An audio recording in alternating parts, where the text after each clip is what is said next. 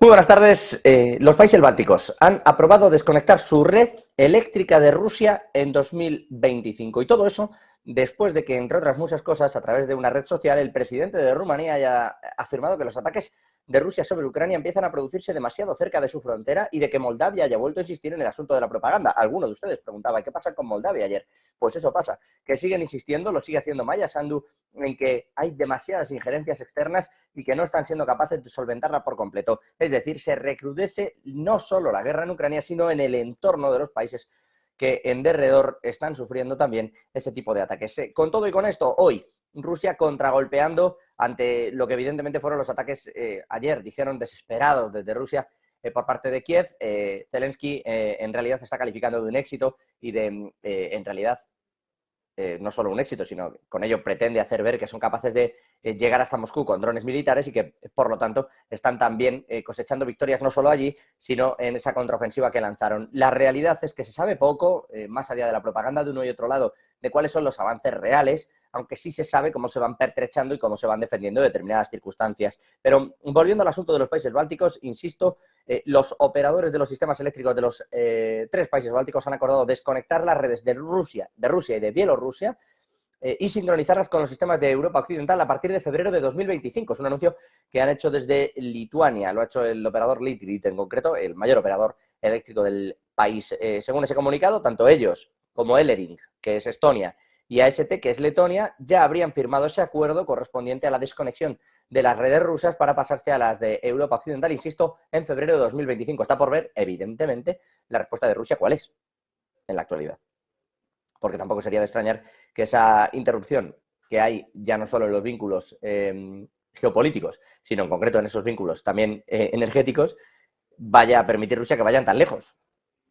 Porque estamos hablando de casi un año y medio, y sin el casi, y hay que ver también cuál es la respuesta que da el Kremlin a este tipo de desconexiones, a este tipo de comunicados, que no suele ser una reacción de aquí no pasa nada, aunque es verdad que Rusia en ese sentido no está respondiendo a las sanciones con sanciones, sino que está pensando muy bien exactamente qué le compete, qué no, y qué le conviene y qué no. Pero la realidad de momento es esa, igual que la realidad también es que los contraataques de Rusia a lo largo, desde la noche de hoy, a lo largo de todo el día, con drones militares cerca de determinados puertos, en especial ligados al río Danubio, en Ucrania, en la región de Odessa, han destruido otras 40.000 toneladas de grano.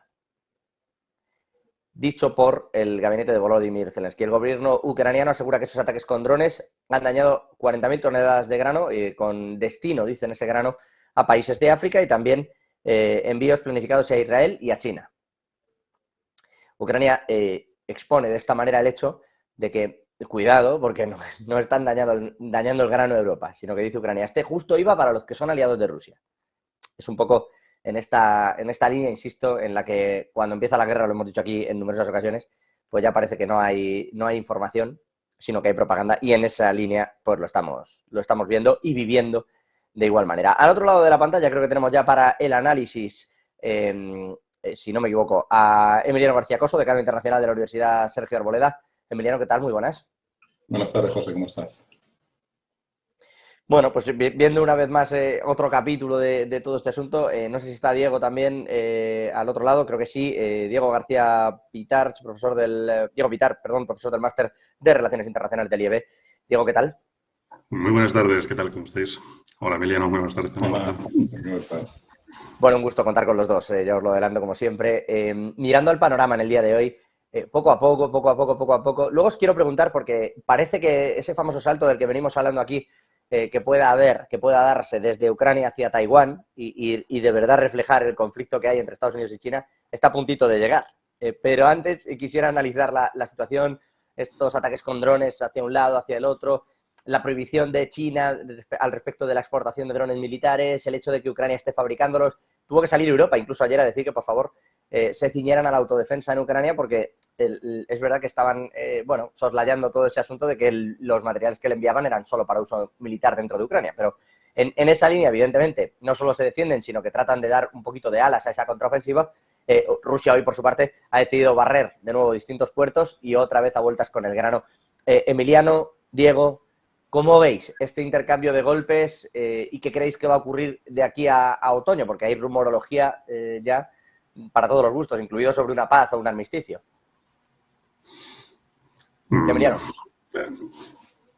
Bueno, pues en relación al intercambio de golpes, pues bueno, llama poderosamente la atención que Ucrania haya sido capaz de golpear con un dron el mismo edificio, cosa que no estaría de más comprobarlo si ha sido así o forma parte un poco de la estrategia y propaganda propiamente soviética, porque qué curioso que haya acertado 2 veces en el mismo edificio con un sistema de drones, ¿no? Eso es una certeza impresionante.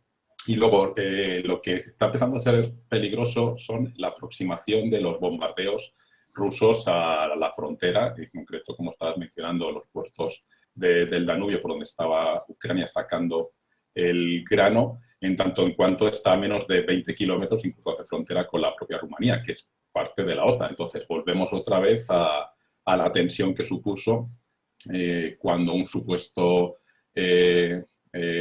obús había llegado a territorio polaco. Recordemos que en el momento que Rusia, por cualquier circunstancia, sobrepase los límites fronterizos de cualquiera de los países de la OTAN, se activa el artículo 5 del Tratado de Protección Mutua y ya estaríamos en otro nivel de tensión donde los miembros de la OTAN tendrían que proteger el territorio bombardeado, ya sea de Rumanía y Polonia. Por lo tanto, conviene advertir o conviene considerar que las tropas rusas o los artilleros rusos y en este caso los drones rusos tengan una precisión milimétrica, porque en el momento que sobrepase la frontera podemos elevar mucho más la tensión y no es el momento de elevar la tensión.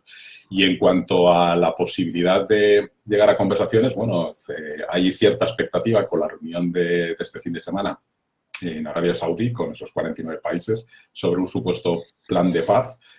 Pero teniendo en cuenta las circunstancias de renuncia territorial que eso supone, pues supongo que habrán consultado con el presidente Zelensky, cuyo punto número 1 de cualquier conversación de paz era la reintegración de todos los territorios ocupados bajo la soberanía ucraniana. Entonces, no tengo muchas esperanzas sobre esas conversaciones de paz en Arabia Saudí. Diego, en esa misma línea, sobre los intercambios y no sé si sobre las negociaciones de paz, yo no sé tampoco si se va a llegar a activar ese artículo 5. Desde luego, lo comentábamos al principio, Klaus Iohannis, el presidente de Rumanía, está denunciando que esos ataques efectivamente se producen muy cerca de su frontera. Sí, vamos, yo si te parece, voy de atrás para adelante como con los comentarios que ha estado haciendo Emiliano. Y es que, yo la paz, francamente, no la veo de aquí a otoño. Particularmente yo no la veo, ¿vale? En ese sentido, tenemos que tener en cuenta, volvemos a lo de siempre. Tú que me das, que te pueda dar yo también. Y parece que ninguno de los dos está en esa postura de cesiones que tal y como está ahora mismo el panorama. Pero lo que vemos nosotros a través de las comunicaciones que hay, o sea, que también es relativa a la información que estamos obteniendo, volviendo otra vez hacia adelante, como ha comentado Emiliano. Claro, estamos en una situación en la que la información que nos llega es relativa, en el sentido de quién ha atacado. O sea, si nos ponemos en la postura de quién ha atacado a quién, ¿de acuerdo? Si ha sido Ucrania realmente quien ha golpeado a Moscú, ha sido Moscú, es que realmente no lo sabemos. Si fuera el primer caso, bueno, pues desde luego no voy a decir que sea un éxito, que lo sería en cierta medida, ¿no? Es de gran extrañeza que un dron militar sea capaz de llegar hasta Moscú con la tecnología que tiene ahora mismo Rusia, ¿sí? Independientemente de que muchos sigan pensando que es una tecnología obsoleta.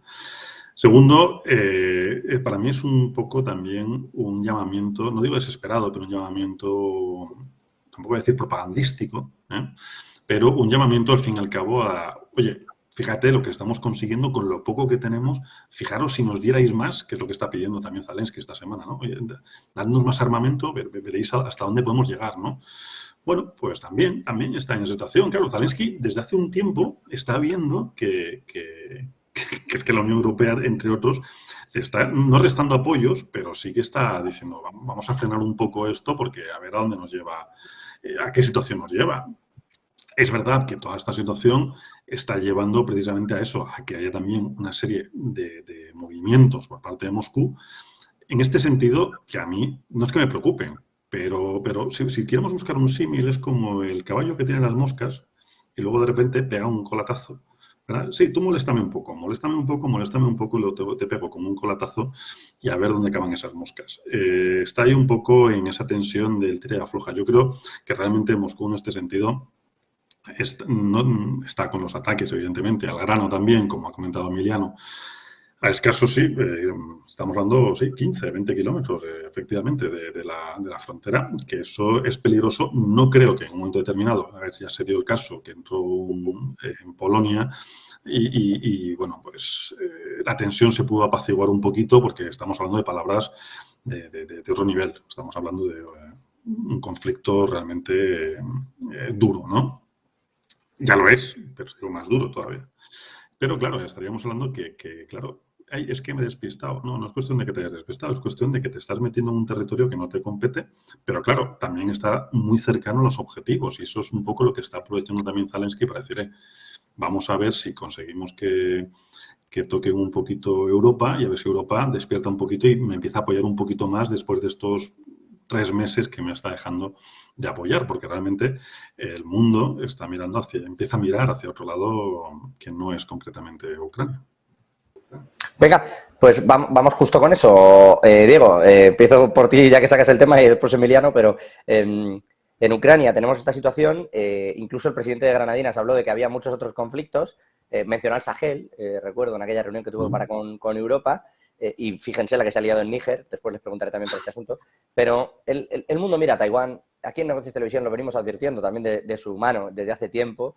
Por allí pasa el 90% del mercado de semiconductores, por allí pasa el gran salto tecnológico que tiene que dar el mundo en los próximos años, y todos sabíamos que Estados Unidos estaba volcado en intentar que el año que viene o salgan los mismos que están ahora mismo en la presidencia de Taiwán o incluso intenten abogar por la independencia. Porque China lo que pretende es que gane el candidato oficial las próximas elecciones de 2024 y, digamos, terminar con esa suerte de conato y con esa suerte de ideario de independencia que hay que pueda haber en Taiwán, en la isla, sabiendo además que China lo considera su territorio, que siempre ha dicho que Taiwán no tiene un ministro de Exteriores. El ministro de Exteriores es Wang Bin, es el ministro chino, y no hay más. Él mismo lo dijo, ¿no?, cuando le preguntaron por las declaraciones de lo que ocurría en Taiwán. La realidad es que esto está tomando ya un cariz importante. Hoy mismo, Joe Biden, el presidente de los Estados Unidos, ha pedido que el dinero que están destinando a Ucrania, es decir, de esa partida que ya está presupuestada y que por lo tanto puede seguir recibiendo dinero, se meta ahí dinero para armar las defensas de Taiwán de cara al año próximo. ¿Cómo va a sentar esto en China? Porque esto ya no estamos hablando de una injerencia o de una declaración, estamos hablando de que directamente y por ley Estados Unidos empiece a enviarle dinero a una región que China considera propia y donde evidentemente, como les digo, está el salto tecnológico, iba a decir del futuro, pero el que estamos dando ahora mismo, ¿no? Diego, Emiliano, ¿cómo veis vosotros esta situación y que el foco se traslade allí? ¿Hasta dónde puede llegar la problemática de Taiwán?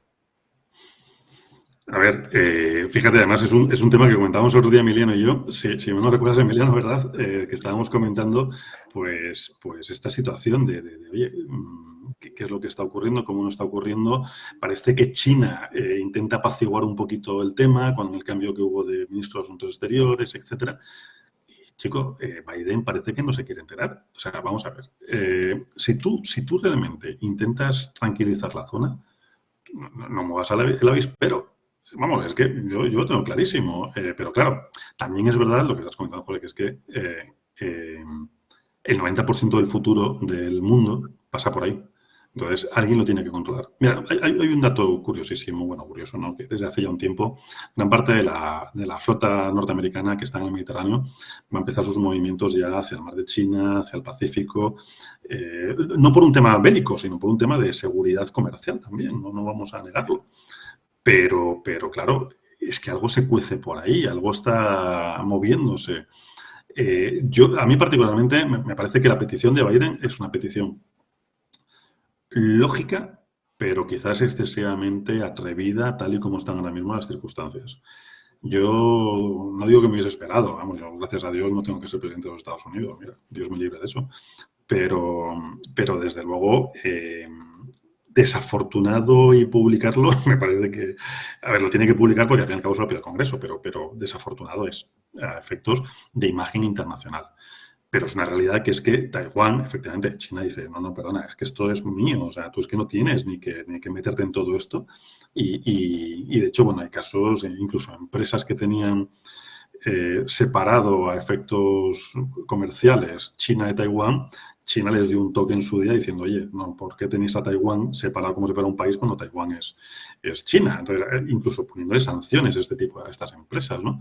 Entonces, claro, te encuentras con esa situación y dices, vamos a ver, ¿realmente a quién pertenece todo esto? Pues no nos engañemos, China va a seguir diciendo que es China y Estados Unidos se puede poner como se quiera poner, destinar el dinero que quiera para reforzar lo que quiera reforzar, pero ahí, desde luego, ahora mismo la posición más elevada, la posición más, vamos a decir, desde mi perspectiva, fuerte, evidentemente la tiene China y es indudable que va a ponerse fuerte y va a ponerse a defender lo que considera que es suyo. Emiliano, lo que considera suyo, perdonadme la puntualización, lo que está dentro de la política de una sola China y que hasta ahora Estados Unidos había respetado. De hecho, se hablaba mucho del enfado que tenía la actual presidencia de Taiwán con el hecho de que nunca les invitaban en visita oficial. Es decir, les dejan ir a Estados Unidos, les hacen un viaje fantástico, Los Ángeles, San Francisco, Nueva York, les llevan a ver al presidente al líder de la Cámara de Representantes, ven al líder del Senado, un republicano, un demócrata, todo muy bien, pero ni van a la Casa Blanca ni están con el presidente. Y eso es porque, en teoría, Estados Unidos no quería soliviantar a China hasta el punto de que pensasen que trabajaba con un Estado aparte y que no respetaba esa política de una sola China. Pero claro, al final todo es un choque, Emiliano. Bueno, eso que comentas tiene también una razón de ser, que es cuando gobernaba Jimmy Carter de presidente en el 71, decidió romper relaciones diplomáticas con Taiwán en el sentido de reconocer ese ambiguo statu quo de no reconocer, por un lado, la soberanía de China sobre Taiwán, pero también apoyar a Taiwán. De hecho, uno de los mayores lobbies que hay en Washington, de hecho no hay Chinatown, hay Taiwantown, es el lobby taiwanés, y fruto de esto pues han ido consiguiendo desde el punto de vista de el apoyo estadounidense, la Taiwan Regulation Act, que está aprobada por el Congreso, de apoyo a las autoridades de Taiwán, a diferencia de Ucrania, donde el apoyo de los 31 miembros de la OTAN es claro. En el caso de Taiwán depende básicamente del apoyo militar y económico estadounidense. Esta nueva ayuda, primero de 345, pero estaba aprobado y presupuestado por el Congreso y aprobado el año pasado, una ayuda de $1.000 millones de dólares, es decir, que eso está aprobado y por lo tanto entra dentro de la lógica, pero yo lo que creo que estratégicamente la administración Biden, que en el fondo lo que va a hacer es molestar más a Xi Jinping y al gobierno de Xi Jinping con esta ayuda, es demostrar un poco fortaleza en un intento de demostrar que están incondicionalmente apoyando a Taiwán. Por lo tanto, si en cualquiera de las hipótesis o escenarios que está barajando el Partido Comunista Chino y el gobierno del presidente Xi Jinping tiene la intención de desembarcar, y eso es complicado, o atacar la isla para hacerse suya, pues el mensaje es que tendrá el apoyo incondicional del gobierno estadounidense, que no es que haya aprobado una ayuda, es que sistemáticamente, anualmente va entregando nuevo armamento, desde cazabombarderos a aviones de seguimiento tecnológicos, tanques, es decir, cualquier tipo de ayuda militar se le está prestando para tratar de mantener esa situación de Taiwán al margen de las autoridades chinas. ¿Eso incrementa la tensión? Sí, incluso, como mencionábamos el otro día con Diego, pues ya ha habido alguna tensión con barcos de guerra estadounidenses en el mar de China, que supuestamente estaban también por allí navegando, en esas maniobras permanentes que está haciendo el gobierno chino por aire, por mar, y ya solamente le falta por tierra para tratar de reducir la resistencia taiwanesa.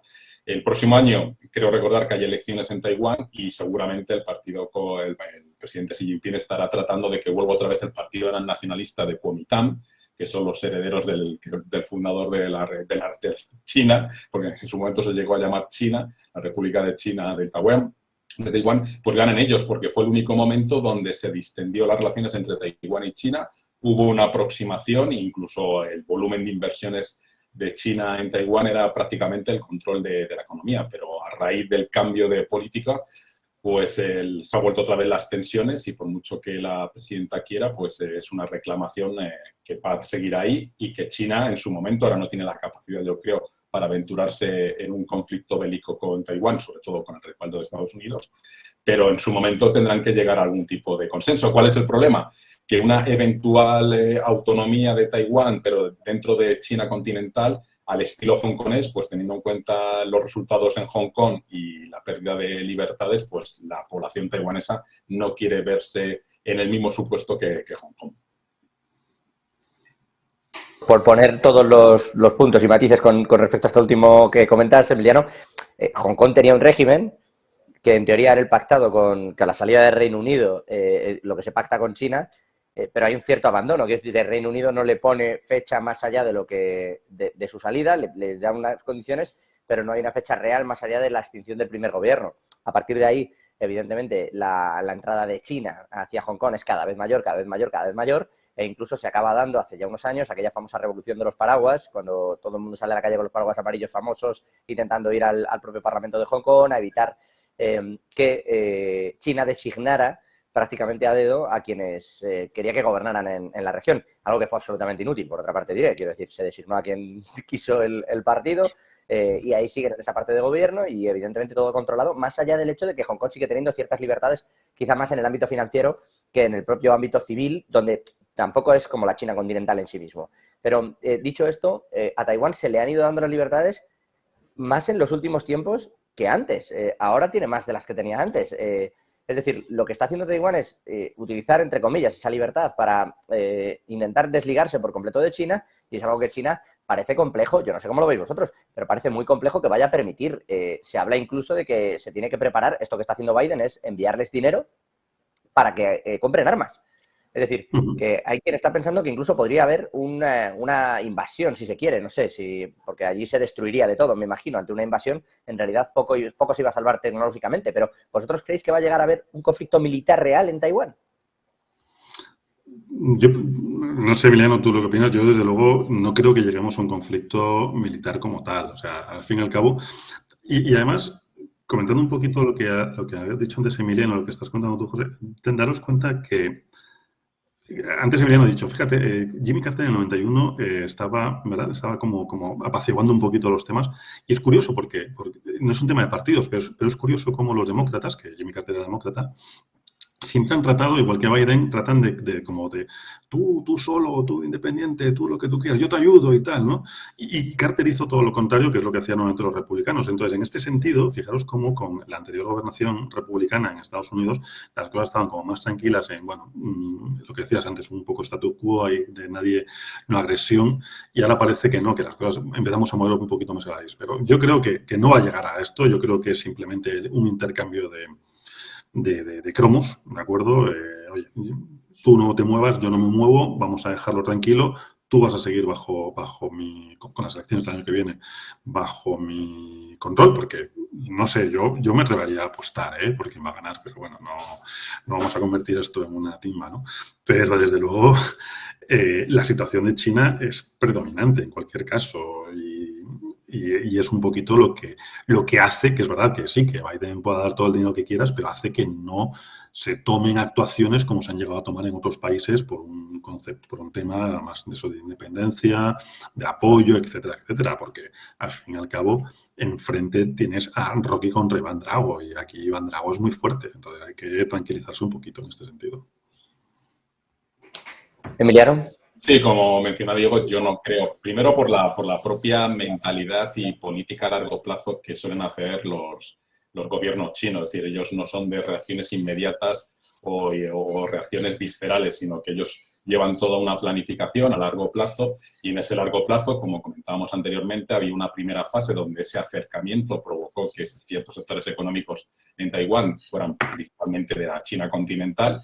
Eso ya a raíz del cambio de gobierno nos ha producido, pero dudo mucho que estén planteándose cualquier tipo de operación militar, entre otras cosas, porque son conscientes que para poder afrontar esa operación militar necesitan triplicar su armada y modernizar aún más su fuerza aérea para hacer contrapeso a un eventual apoyo militar por parte de Estados Unidos.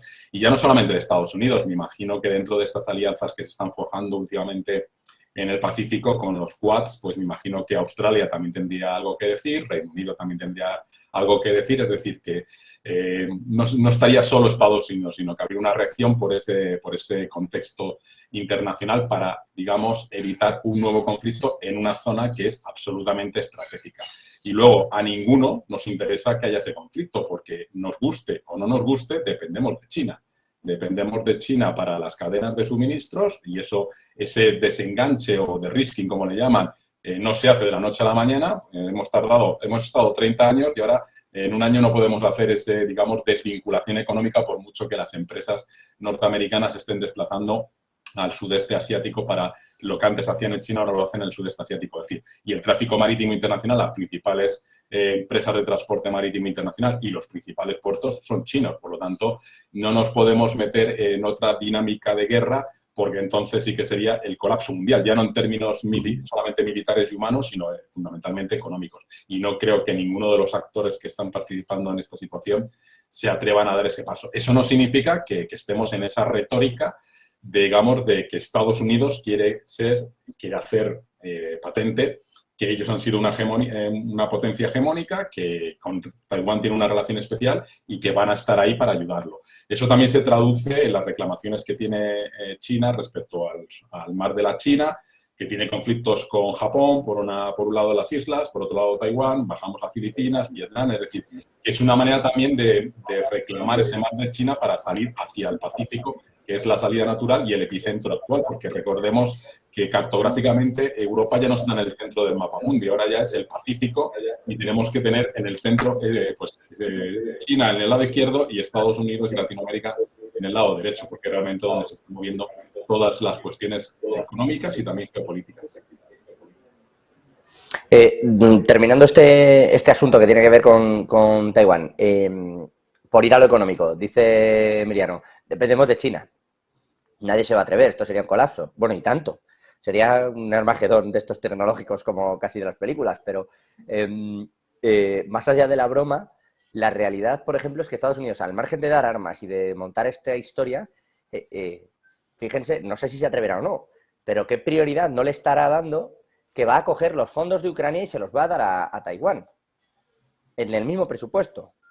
Entonces, eso por un lado, y por el otro, está intentando que Taiwán monte las fábricas que tiene de semiconductores en Arizona, con la ayuda de Corea del Sur, a quien, no sé si os parece a vosotros, os traslado también esta cuestión, Xi Jinping parece mandar avisos haciendo visitas a las fábricas en China de LG, entre otras cosas, ¿no? Pero fábricas surcoreanas a quienes poco más o menos les viene a decir, cuidado, que buscaréis nuevos socios, pero el dinero está aquí.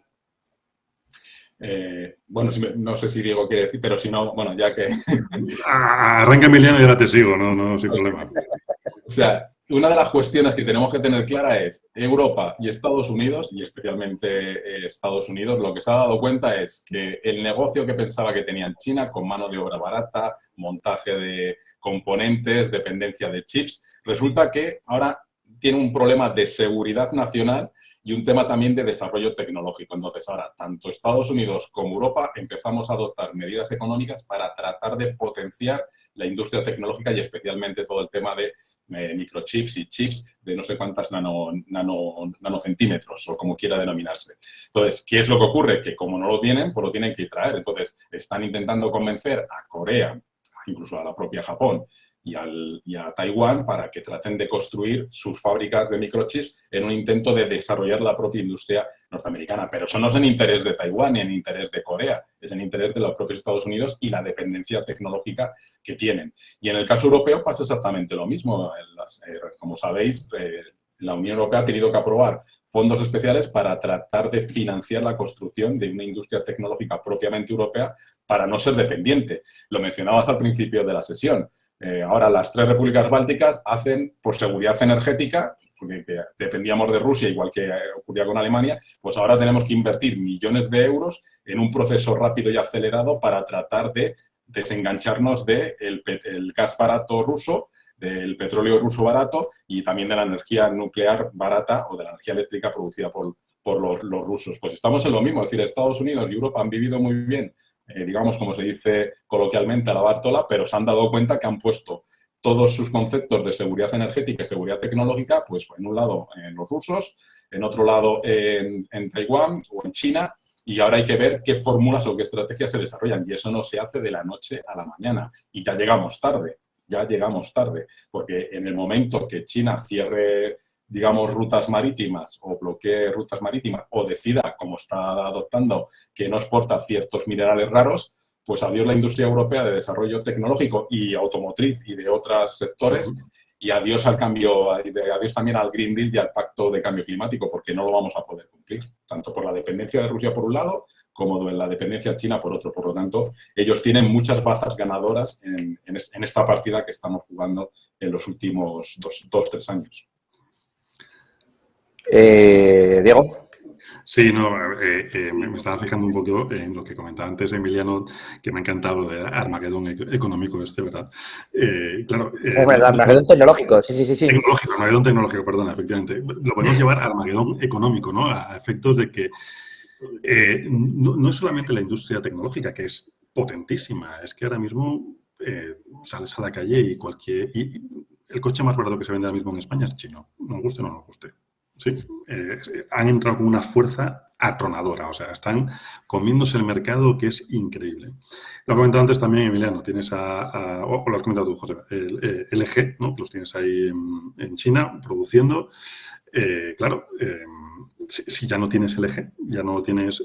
vale, es tecnología, no digo que no, pero es que ahora mismo vas a cualquier tienda, vas a ver una camisa hecha en China, unos zapatos hechos en China, o sea, que la potencia de producción que tiene este país es descomunal. O sea, y efectivamente, como antes decía Emiliano, no podemos pretender en 4 años ponernos al nivel de China con 1.200 millones de individuos o 1.500 millones de individuos, ponernos a lo que han hecho en 30 años. O sea, es inviable. Por mucho dinero que quieras poner, es inviable. Pero es que aparte de eso, el colapso, fijaros, acordaros cuando fue el barco en el canal de Suez que se quedó, que colapsó. ¿Te acuerdas, Emiliano? Los precios se nos dispararon de todo y fue un barco que se atoró ahí en el canal de Suez. Pues tú imagínate que generas un conflicto y los barcos efectivamente no pueden salir, no pueden tal. O sea, no sé vosotros, pero a ver, que esto no es una película de terror, esto no es Freddy Krueger, ni muchísimo menos, pero que la situación nos puede decir, oye, es que vais a quedar desabastecidos. Y si te quedas desabastecido, ya sabemos qué ocurre con los precios. ¿Sí? Entonces, claro, una Europa que intenta ahora salir, porque la verdad es que no hemos salido, de todo lo que venimos atrás, bueno, por lo menos nosotros, de todo lo que llevamos atrás, desde casi, no voy a decir desde la crisis del 2008, ni muchísimo menos, pero desde pandemia, que intentamos sacar un poquito la cabeza y parece que intentamos sacar la cabeza y nos pegamos un toquecillo, pues chico, si encima además tienes a un montón de productos que no te llegan, un montón de mercados que empiezan no digo a saturarse o todo lo contrario, a desaturarse los precios, o sea, nos genera una crisis un poco complicada. Pues justo en esta línea, Diego, aprovecho, te repregunto y os cambio ahora el tercio, que quiero hablar de más cosas y están pasando muchas, además, en este panorama geopolítico y me interesa mucho vuestro análisis, pero ya que estás con este asunto, Alemania se intenta desconectar de China, Italia se intenta desconectar de China y si sigue esa línea, este último mes las exportaciones netas que logró van a ser el último en exportaciones netas, o encuentra otro sitio o tiene un problema. Europa está en esa línea muy anglosajona, de desconectarse de China poco a poco por los riesgos, dicen, rebajar riesgos, no desconectarse. Ellos hablan de risking y no de coupling, creo que lo comentaba también Emiliano antes, pero esto le está costando mucho dinero a Europa.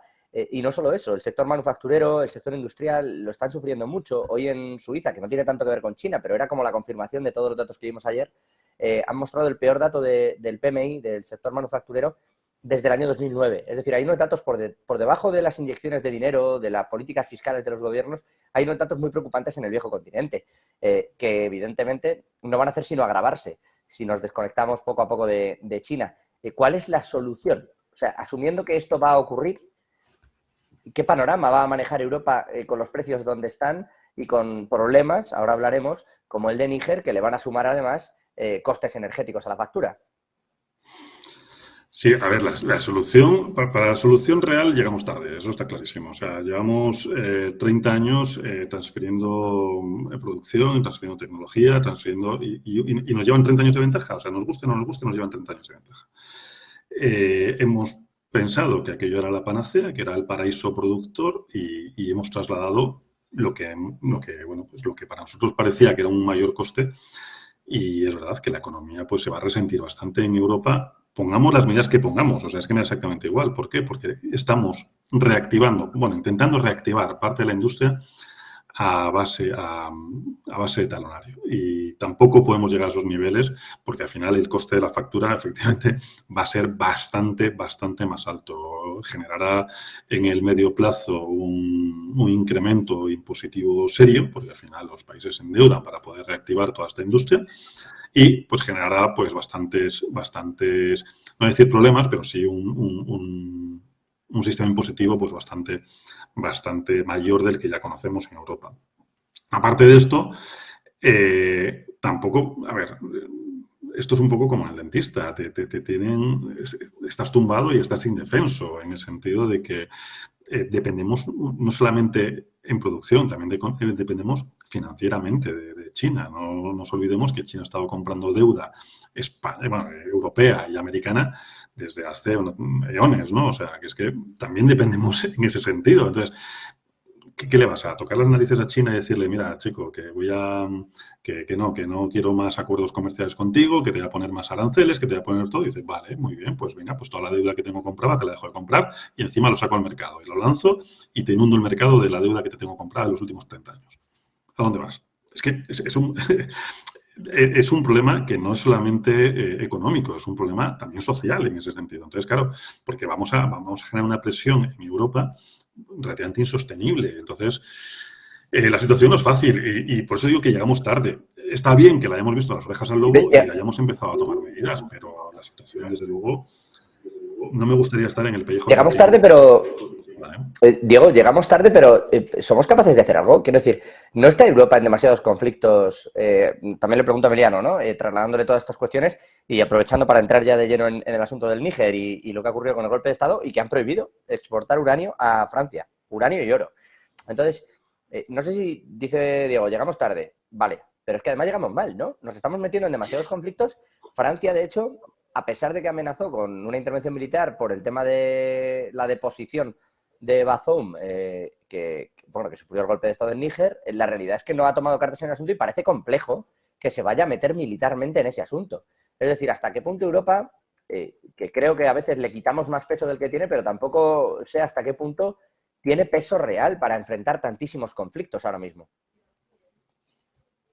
Bueno, yo retomando un poco las opciones posibles de Europa, es una, tratar de implementar el acuerdo de inversiones que tiene firmado con China, porque eso está, es decir, no se puede abandonar el mercado chino de la noche a la mañana e incluso profundizar más, ya no solamente en un acuerdo bilateral de inversiones, sino también de comercio, cosa que está más difícil por las economías diferentes que manejamos. Dos, tratar de buscar, que se estaba haciendo pero que no se ha logrado, tanto la renegociación del acuerdo con México, por ejemplo, para los textiles sería una solución, como con el famoso Mercosur, que también se llevaba 20 años y que está ahí firmado, pero que falta el proceso de ratificación por los Estados miembros. Y luego retomar una idea que no es tan descabellada, porque en el fondo estamos compitiendo con Estados Unidos y Europa, que puede ser tratar de reactivar un Transatlantic Agreement entre la Unión Europea y Estados Unidos, parecido al que tenemos con Canadá, el CETA, el famoso CETA, en un intento que Europa por sí sola no puede, pero Estados Unidos por sí solo, por mucho músculo financiero, económico que pueda tener, en el fondo también necesita Europa. De tal manera que un acuerdo donde pudiéramos combinar nuestras sinergias permitiría mantener, digamos, nuestra competitividad en el ámbito internacional, compitiendo con China y, en su caso, pues intentando contener un poco a Rusia. Y luego hay un actor que también está ahí, que ya hemos mencionado también en alguno de los programas, que es India. Es decir, India, además ya de haber superado poblacionalmente o demográficamente a China, tecnológicamente tiene su propio interés estratégico para Europa, y luego en temas también de costes laborales, si seguimos haciendo un proceso de deslocalización empresarial, puede ser interesante decir qué alternativas hay. Y luego ya, retomando el tema de Níger, pues tenemos un problemón y no está, digamos, fácil su solución. En primer lugar, podríamos al menos reconocer que Rusia ha jugado muy bien sus bazas. E incluso aquí, al margen de su alianza con China. ¿Por qué? Porque en el fondo Rusia, bien directamente, bien a través de los mercenarios Wagner, ha conseguido que en los últimos 3 años haya al menos 6 países donde haya habido golpes militares, todos ellos basados en una idea de panafricanismo, en contra del imperialismo europeo, fundamentalmente representado por Francia, pero también por Bélgica o por incluso el propio Reino Unido, de tal manera que está generando en todo el Sahel, que ya implicaba un reto para nosotros desde el punto de vista de la lucha antiterrorista con el Daesh y el ISIS y todas las manifestaciones que se han ido desarrollando en ese Sahel, y luego en una de las prioridades y una de las preocupaciones que a veces tienen los europeos, que es todo el tema de las corrientes migratorias, que un gran porcentaje de ellas provienen precisamente desde esas zonas o cruzan el Sahel para llegar a las costas. De hecho, a mí me llama poderosamente la atención que el ministro de Asuntos Exteriores argelino, que ya es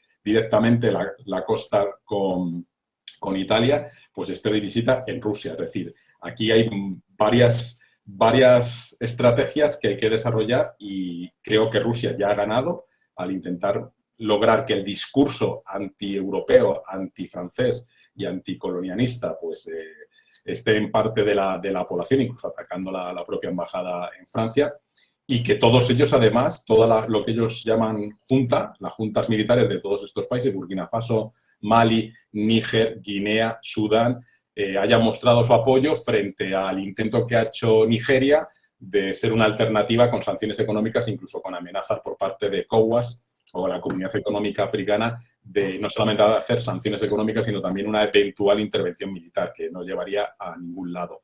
Entonces, ahí tenemos un polvorín que en el fondo está bien planteado en el ajedrez que plantea, o la partida de ajedrez que plantea Putin. Es decir, bueno, yo tengo el problema que aquí con Putin, con vuestra ampliación de la OTAN, ahora os paso a vosotros la patata caliente en el Sahel a ver cómo establecéis ahí un mecanismo de solución en 4 o 5 países con golpes militares que se han ido sucediendo de los últimos años, son continuas y especialmente desde el año 2019 al 2021 en todos estos países. Y Emiliano, que tiene el apoyo.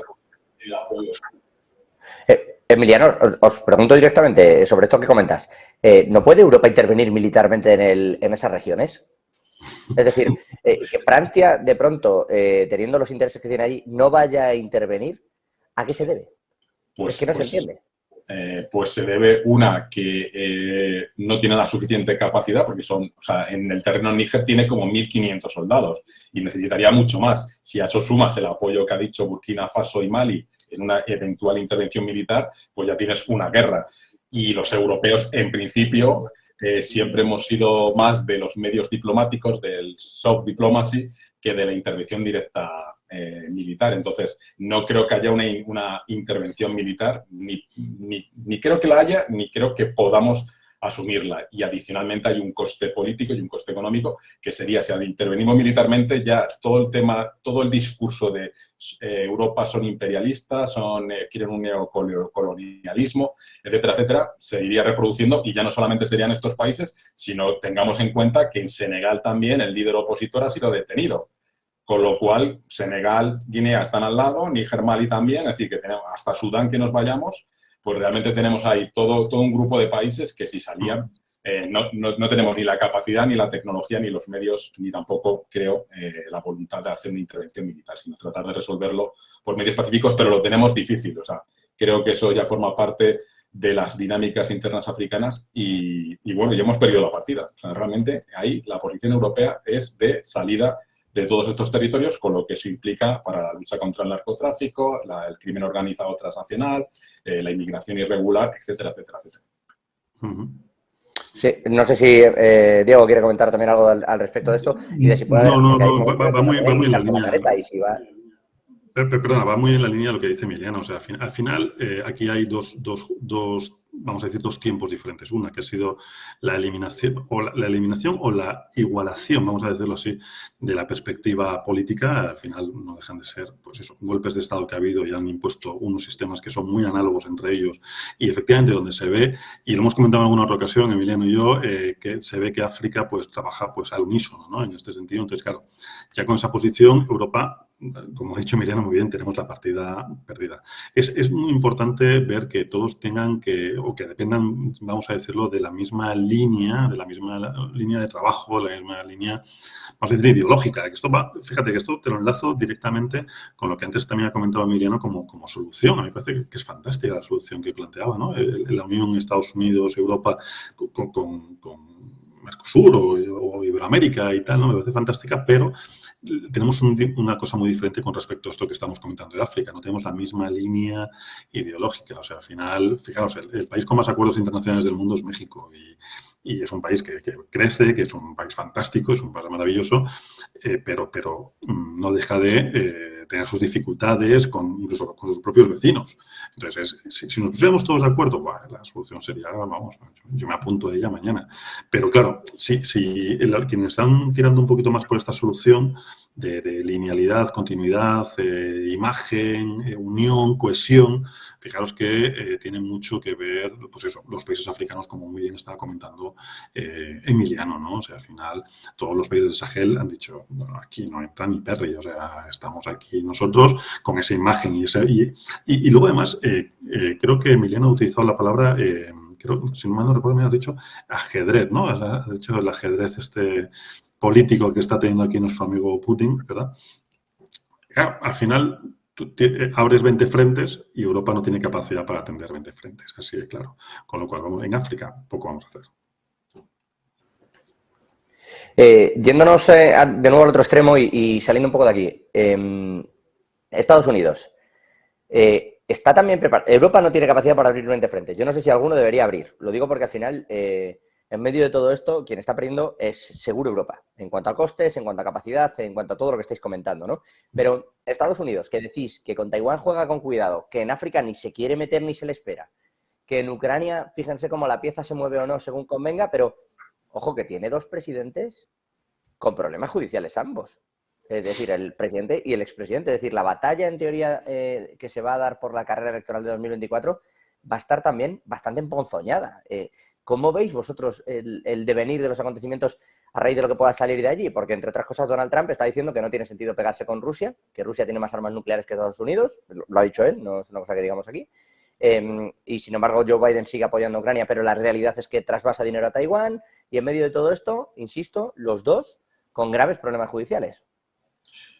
Bueno, recordemos que el presidente Trump tenía una estrechísima relación con el presidente Putin. Primero, desde el punto de vista de los negocios privados del presidente Trump inmobiliarios, con algún campo de golf por en medio por allí, por Rusia. Y dos, quizás habría que recordar que Trump y la campaña que hicieron los troles rusos contra Hillary Clinton pudo determinar que finalmente ganase Trump la batalla electoral y llegase a ser presidente. En cuanto a Joe Biden, en principio es el hijo el que está un poco afectado como consecuencia de los acuerdos que ha llegado con lo que sería la Hacienda en Estados Unidos, del IRS, que es como la Hacienda española o otras agencia tributaria española. Entonces, que no está afectado y que en principio pues ha llegado a un acuerdo y están diciendo si hubo no presiones en el Departamento de Justicia ahí.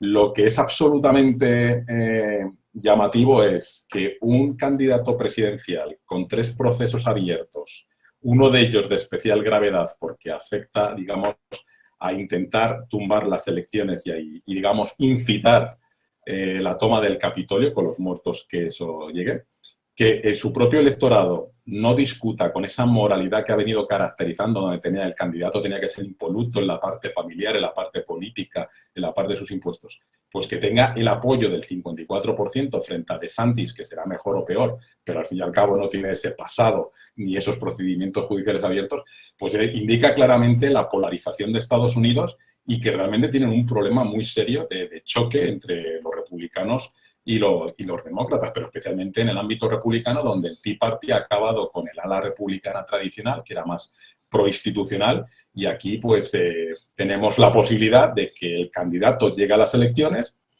el año que viene, sea condenado porque ya ha sido condenado a pagar por el asalto sexual a una de las periodistas. Es decir, que eso sería impensable en cualquier democracia, que un candidato presidencial hubiera sido condenado por asalto sexual y que además se le mantenga el apoyo político. E incluso ya nos pondríamos en la paradoja que si es condenado en los 3 procesos y llega a ser presidente, pues tuviese que autoindultarse en la propia cárcel para poder tomar posesión de la presidencia. Es una locura y, sinceramente, Estados Unidos está yendo en una dinámica que, pasando de ser el referente de las democracias, etcétera, etcétera, se está convirtiendo en un vodevil que la culpa la tiene Trump, el Tea Party y la destrucción interna u orgánica del Partido Republicano que representaba, por ejemplo, McCain, que ya falleció. Tiene poca salida eso, quiero decir, porque no hay un candidato republicano al uso. El que hay es Ron DeSantis. Ya veremos, ¿no? Que da tiempo todavía y a ver qué pasa con la carrera electoral. Pero bueno, pareciera que Trump lo tiene muy marcado, al menos en las encuestas electorales así lo van registrando, salvo Ron DeSantis, que de pronto ha tomado también una deriva un poco rara, quizás trampizando o tramperizando su propio discurso, tratando de ganar votos, pero es que por el otro lado es raro, pero pareciera que pueden hacerle la cama también a Joe Biden y aparecer por allí Robert Kennedy. Yo no sé si la saga va a llegar a tanto. Diego, ¿cómo ves tú esa política estadounidense y todo el vodevil que comenta Emiliano que se está gestando con la de decisiones importantes que hay que tomar en política internacional? Sí, bueno, me encanta el término vodevil. O sea, yo es que creo que no hay mejor descripción ahora mismo para lo que está ocurriendo por allí, porque, vamos a ver, que intentes posicionarte vía judicial realmente es demencial. Y luego, además, que se esté llegando entre unos y otros a unas acusaciones que serán hacia un lado o hacia otro, porque aquí todos se acusan entre todos. Y claro, el posicionarte no por convicción, sino casi por jurisdicción, ¿no? No es la palabra correcta, pero bueno, casi judicialmente, pues es un poco triste, voy a decir triste, ¿de acuerdo? No voy a decirlo de otra manera, tanto por un lado como por otro, ¿eh? Aquí yo creo que pecan todos en este sentido. Sí que es verdad que a mí, quien más me ha sorprendido en este sentido ha sido DeSantis con la palabra, con tramperización, ¿no? Creo que hemos usado esa palabra, tramperización. Pero claro, a ver, no nos engañemos, y es un poco la política que se ha llevado en Estados Unidos desde hace casi 2 legislaturas, la polarización tan tremenda de la población. O sea, es que el centro prácticamente ha desaparecido. Entonces, claro, DeSantis, que era un poco más moderado dentro del Partido Republicano, pues yo no voy a decir que no le haya quedado otra, pero es que si quiere arañar algún voto de esa polarización más de Trump, que al final Trump no sé si podrá presentar por el tema judicial, no lo desconozco, no sé cómo funciona la justicia norteamericana. Desde luego, si estás imputado por el delito que sea o estás en un proceso judicial del delito que sea, ni demócratas ni republicanos deberían de tener ese poder para poderse presentar en unas elecciones, obviamente. Pero si nos ponemos a pensar en la captación de votos, yo puedo entender en cierta medida a DeSantis para posicionarse ante los votantes de Trump, el adquirir determinadas ideas, pero el principal problema yo no creo que sea solamente judicial. Yo creo que el principal problema pasa precisamente por eso, por la polarización de los dos lados. Es que es triste porque realmente el moderado prácticamente ha desaparecido en Estados Unidos, de un color y de otro, ¿eh? Pero y DeSantis, que parecía que, vamos, yo lo voy a reconocer, yo no tengo ningún problema en decir que a mí DeSantis me parecía un candidato bastante importante y que había ganado bastantes votos para llegar a la Casa Blanca. Pero es verdad que a Biden también le están haciendo la cama y DeSantis, en este sentido, hablando por el lado de los republicanos, bueno, no voy a decir que le justifiquemos con esa tramperización, pero desde luego yo creo que la vía de la moderación, no soy estratega político, tampoco, gracias a Dios, pero creo que es una línea para llevar un país como Estados Unidos, más que nada para no tener tantos frentes y no generar tantísimos conflictos y apaciguar un poquito el tema interno, que viene lo tiene, eso está claro, ¿sí?